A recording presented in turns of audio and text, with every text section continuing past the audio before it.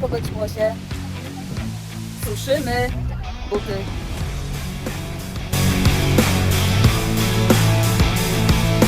Wyjeżdżamy z Helu po wielkiej burzy w nocy. Nasze rowerki wysuszone.